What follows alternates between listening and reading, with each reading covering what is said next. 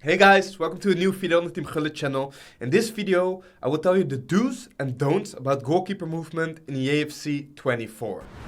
So first of all, we have to know what kind of goalkeeper movement do we have. Obviously, we have two options. The first one, I guess a lot of you guys already know how to perform that, is by clicking R3 and then you can move your goalkeeper. You can move it to the left, to the right, forward, back, whatever you want. This one I would really recommend in 1v1 situations, set pieces, and like chances of your opponent close to the goal. Then we also have the double triangle. You perform this by clicking triangle twice. And the second time you click it, you need to hold it. As you can see in some of these examples, your goalkeeper will move so quick to the far post. Yes, to the far post every single time. It's impossible to move your goalkeeper to the near post with double triangle, but that's why it's really good in some situations. For example, long shots, your opponent is 9 out of 10 times aiming for that far post. So then I would really recommend double triangle. Same goes for crosses. Like when you can't defend it anymore and the cross is fully open and the only thing you can still do is move your goalkeeper, you have to do this with double triangle. This makes you still have a chance to catch the cross with your goalkeeper, and obviously that's the last chance you have to stop conceding a goal. So this is also something you really need to master. Then there's also something you need to keep in mind. Obviously goalkeepers do have stats, but a stat which is really underestimated in my opinion is the stat of speed.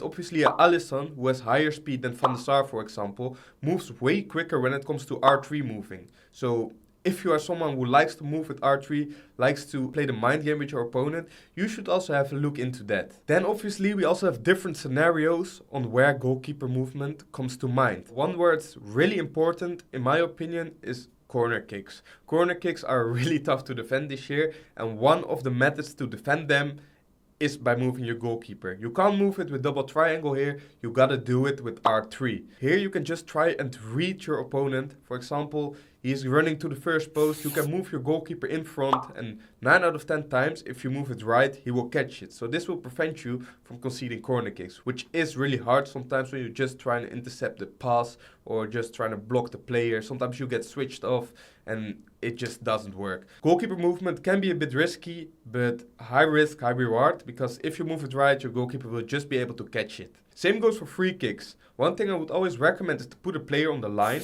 when the free kick is really close. Then you can put one player on the line, and as you can see, you can move the goalkeeper on the line. So what I always do is I try to put the goalkeeper in one corner, the wall at the other corner, and same goes for the player on the line. I put him behind the wall. So my opponent has to try and go shoot it above the wall, but there I have a player who can clear it from the line, and if he wants to go for like a power shot in the open corner, my goalkeeper is there to save it. So also for free kicks, goalkeeper movement is a must, guys.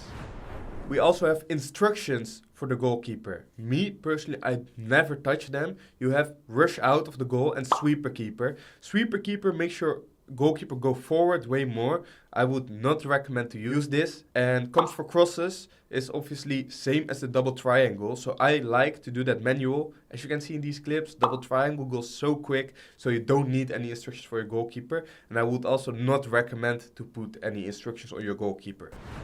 Then, as mentioned before, R3 in 1v1 situations. I still have a few examples which I have to show you. Because you can go left, right, back, forward. Something that's really underrated is just moving it back. You don't even need to change direction. If you just move it back, don't ask me why.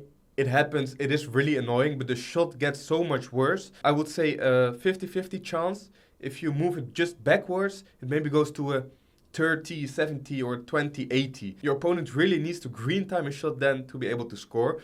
So this is also something I would say you guys have to practice.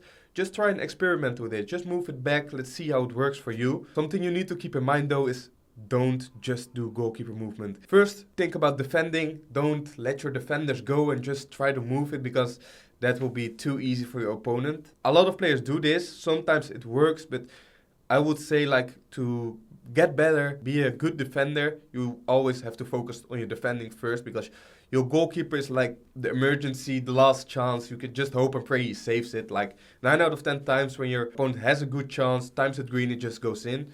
Goalkeeper movement, especially like the R3 as I said, is just there to have a lifeline, I would say. I want to ask you guys to leave a like on this video, comment, let me know what kind of video you want to see next. Obviously, if you haven't subscribed yet, please subscribe to our channel. We would love that. And yeah, see you guys next time. Ciao.